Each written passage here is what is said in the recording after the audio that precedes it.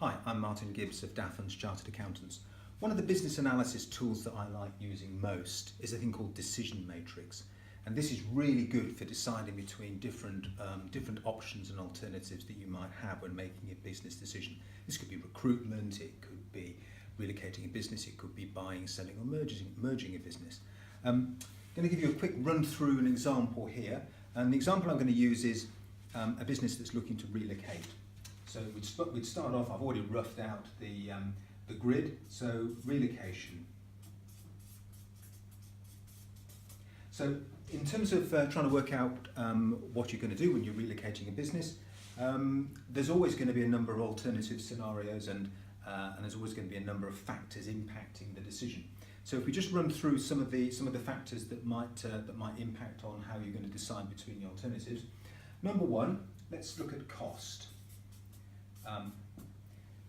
In terms of the cost of the transaction, the cost of doing it. Another big consideration for many businesses is going to be the impact on their clients.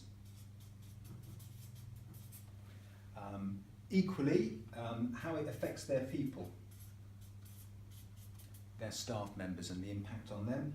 And finally, in any property transaction, location. So let's stick location down as a factor. So we've got 4 factors. You may have loads of factors, but I'm going to keep it really simple and short. We've got 4. What we're now going to do is we're going to apply a weighting to those factors. So this is the weighting column. Keeping the maths easy is always a good idea to get the weighting to add up to 100. We've got 100 points to allocate. It's obviously going to be 25 points each if they're all of equal importance. Let's just assume that the cost is it's a significant factor, so we'll give it 30 points.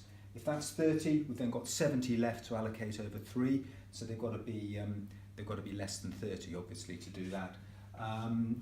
Let's say then that we'll give 20 points to clients, we'll give 30 points to people, and location is the balancing 20, so the weighting adds up to 100. We then look at the various alternatives that we've got. Option number 1 is always going to be do nothing. The status quo is always the easy one, and it's the thing we can benchmark again. So staying where we are, doing nothing is option number 1. That's automatically going to score half points.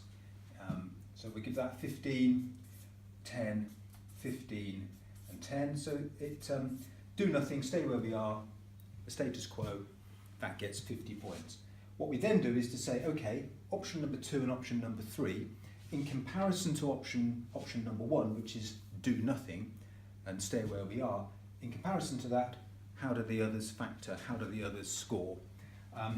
So with cost, we assume that a high cost is a bad thing, therefore the more expensive it is, the lower the score it's going to get. Getting the direction right in terms of the scoring is always important on a decision matrix. So let's say then that option number 2 is pretty expensive. It's going to be, the rent is going to be more, the cost of the property is going to be more.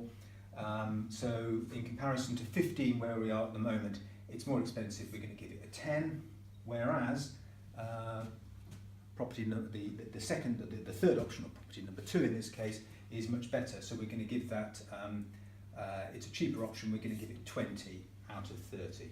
And you would go through and you would arbitrarily score, not arbitrarily, you would by gut feel score. I'm just going to arbitrarily apply some scores here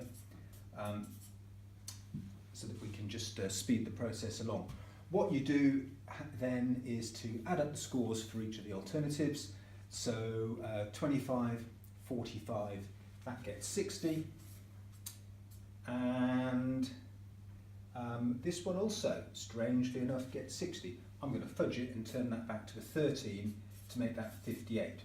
The reason for that is just to give you a bit of a comparison on the chart. So based on this, option number 2 or property number 2 is the one which appears to win. It outscores where we are, and it beats option the alternative property in option number 3. However, what you'd want to do is to say, well, okay, it wins by just 2 points, but where is it won? And what you might say is, look, wow, it's scored an extra 20 points on people. That's the big factor, and it's lost 20 points up here. So really, overall, they're pretty level. But what would happen if we decided, you know what, this is more expensive than where we are, but I think we may have overcooked that. Let's reduce that to 15, and that then comes down to 53. So what we've done is basically scored it up and then used a bit of a gut feel as to where's it sensitive, what makes sense, how does it feel. So here we do appear to have come to the conclusion that option number 2 is the route we want to go. It may be right, it may be wrong, but the big advantage of analysing it in a grid like this and using a decision matrix is that when you come to explain it to colleagues or co-directors, you've got something tangible you can show them. You can explain the rationale behind it, how you weighted things, and why you've come to the conclusion you've come to. Other people may disagree, other people may analyse things in a different way, but we certainly find by using a tool like Decision Matrix, rather than just having a free-form random discussion amongst a group of directors, it gives structure to the conversation, so less chat, drop into the tool. So this has been Decision Matrix. I'm Martin Gibbs from Daffins Chartered Accountants. Check out our website, daffins.com, and please check out YouTube for more videos like this.